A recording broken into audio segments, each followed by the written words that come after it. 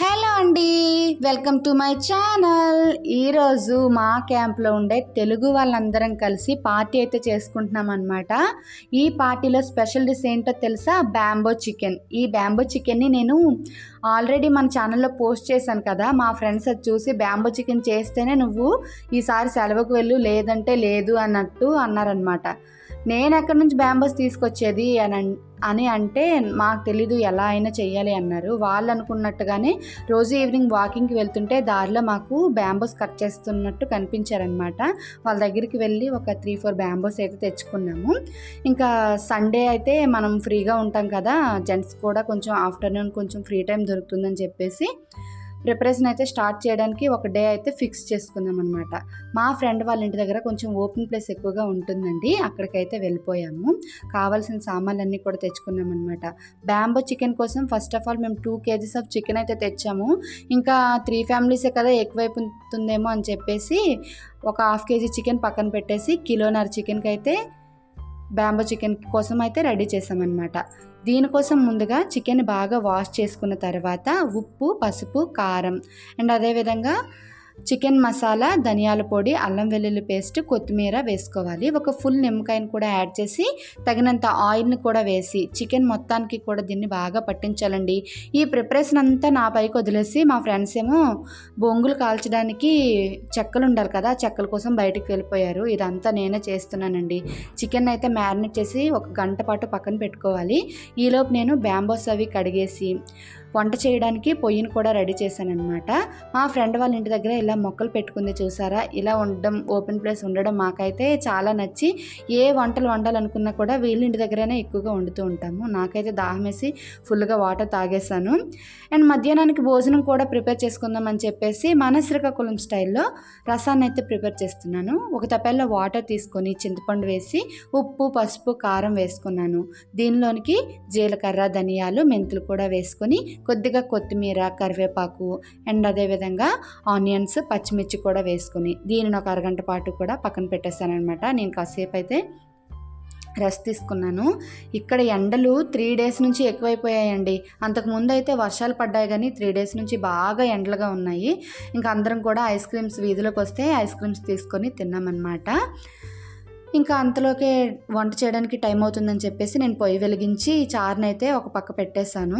చారు మరుగుతూ ఉంది కదా, ఇంకా బ్యాంబోస్లోకి చికెన్ వేసేద్దామని చెప్పేసి అరిటాకులు తీసుకురమ్మంటే మా ఫ్రెండ్ వెళ్ళి అరిటాకులు తీసుకొచ్చింది.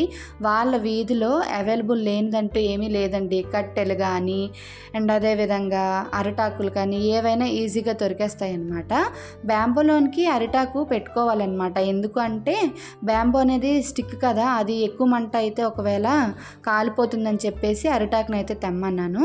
అరిటాకు మధ్యలో దవ్వు ఉంటుంది కదా, దాన్ని కట్ చేసేసుకొని ఇలా క్లీన్ చేసుకోవాలన్నమాట. మా ఫ్రెండ్ని కడగమంటే చేతితో రుద్ది కడుగుతుంది. కొంచెం తొందరగా కడగమ్మా బాబు అంటే అప్పుడు స్పీడ్గా కడిగిచ్చిందనమాట. ఇప్పుడు బ్యాంబోస్లోనికి అరిటాకుని చూడండి, ఇలా రౌండ్గా ఫోల్డ్ చేసుకొని మనం పెట్టుకోవాలి. ఇలా పెట్టిన తర్వాత ఒకసారి బ్యాంబోని తట్టమంటే అరిటాకు లోపలికి వెళ్ళిపోతుంది. దీనిలోనికి సరిపడినంత చికెన్ అయితే వేసుకోవాలి. చికెన్ని ఒక్కొక్క పీస్గా వేసుకోండి, ఒకేసారి మొత్తంగా వేసేసుకోవద్దు. ఇలా చికెన్ ఒక్కొక్క పీస్గా వేస్తేనే మనకి లోపల వరకు వెళ్తుందన్నమాట. కొంచెం గ్యాప్ ఉన్నట్లుగానే ఉంచుకోవాలి బ్యాంబోని ఎప్పుడు కూడా, ఎందుకంటే చికెన్లో నుంచి వాటర్ వస్తుంది కదా, దానివల్ల చికెన్ ఫ్రీగా ఉడకడానికి వీలవుతుందన్నమాట. ఇలా మేము ఫస్ట్ ఆఫ్ ఆల్ ఏం చేసామంటే 2 బ్యాంబోస్ సరిపోతాయిలే అని 2 బ్యాంబోస్లోనే చికెన్ మొత్తాన్ని స్టఫ్ చేసేద్దాం అనుకున్నాము.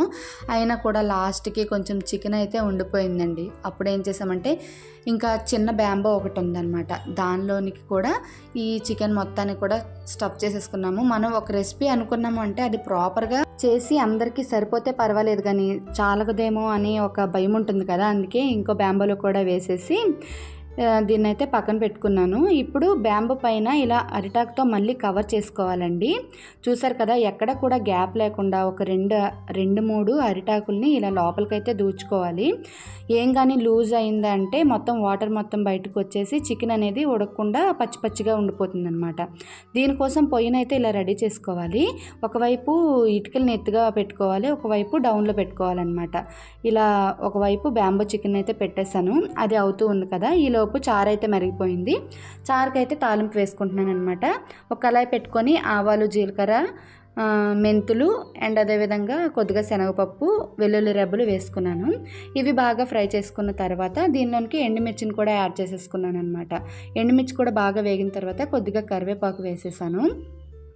ఈ వంటలన్నీ వీళ్ళేమో నా చేత చేపిస్తున్నారండి. ఈరోజు స్పెషల్ మొత్తం నువ్వే చేయాలి, మాకు తెలియదు అని చెప్పేసి. అందుకని నేనే చేస్తున్నాను అనమాట. చారు అయితే చాలా బాగా కుదిరింది. సూపర్ అంటే సూపర్ ఉందనమాట. ఒక టిప్ అండి, చారు తాలింపు పెట్టిన తర్వాత వెంటనే మూత పెట్టేసుకోవాలి. అలా అయితే తాలింపు అనేది చారుకైతే బాగా పడుతుందనమాట. చారు అయిపోయిన తర్వాత చికెన్ కొంచెం 1/2 కేజీ బయట నుంచేసాను నేను చెప్పాను కదా, ఆ చికెన్ గ్రేవీకి అయితే స్టార్ట్ చేశాను. ఒక పక్క చికెన్, ఒక పక్క బ్యాంబోస్, ఇలా 2 వైపులా అడ్జస్ట్ చేసుకుంటున్నాను అనమాట. మా ఫ్రెండ్స్ కూడా హెల్ప్ చేశారండి. మళ్ళీ ఫీల్ అయిపోతారు చెప్పలేదంటే, నేనే చేశానంటే. అందుకోసమే చెప్తున్నాను. వాళ్ళు కూడా నాకు హెల్ప్ చేశారు. వాళ్ళు హెల్ప్ చేయబట్టే నేను ఇంత పని చేయగలిగాను అనమాట. కర్రలు లేకపోతే నేను ఎక్కడ వంట చేస్తాను, వాళ్ళు కర్రలు తెస్తేనే కదా నేను వంట చేసేది. ఇంకా బ్యాంబోస్ అయితే చూస్తారా ఎంత బాగా ఉడుకుతున్నాయో. లోపల నుంచి వాటర్ వస్తుంటే ఆ వాసనకి మాకైతే ఉడుకుతుండగానే తినాలి అనే ఆతృత అయితే వచ్చిందనమాట.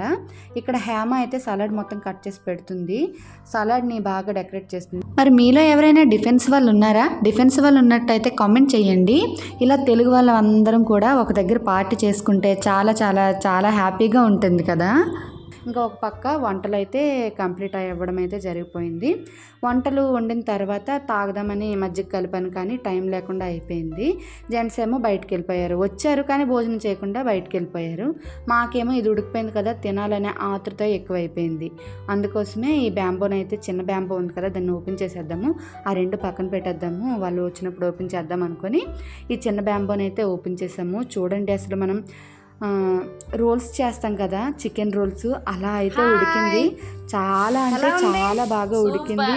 టేస్ట్ కూడా చాలా బాగుందండి. ఎవరైనా బ్యాంబోస్ మీ ఏరియాలో దొరికినట్టయితే ఒకసారి తప్పకుండా ఈ బ్యాంబో చికెన్ని ట్రై చేయండి. మిగతా బ్యాంబోస్లో ఉండే చికెన్ కూడా ఇలా ఒక ఆకులో వేసుకున్నాం అనమాట. ఈలోపు జెంట్స్ అయితే వచ్చేసారు. వాళ్ళు వచ్చిన తర్వాత లంచ్ అయితే స్టార్ట్ చేసేసాము. ఈరోజు మా లంచ్ రెసిపీస్ ఏంటి అంటే vada, normal chicken, bamboo chicken, rice, రసం, కూల్ డ్రింక్. ఇలా భోజనం చేసిన తర్వాత అన్నీ క్లీన్ చేసుకొని సాయంత్రం వరకు కూడా వెరైటీ ఆటలన్నీ ఆడుకొని హ్యాపీగా ఎంజాయ్ చేసామన్నమాట. తర్వాత ఎవరింటికి వాళ్ళు వెళ్ళిపోయాము. మంత్లీ ఒకసారి కానీ 2 వీక్స్కి ఒకసారి కానీ ఇలా ఫ్రెండ్స్ అందరం ఒకే దగ్గర కలిసి ఇలా లంచ్ కానీ డిన్నర్ కానీ ప్రిపేర్ చేసుకొని తింటే చాలా హ్యాపీగా అనిపిస్తుంది కదా. మరి మీరు కూడా ఇలా పార్టీలు చేసుకుంటారా? కామెంట్ చేయండి. వీడియో నచ్చితే లైక్ చేయండి. Thank you for watching. Bye bye.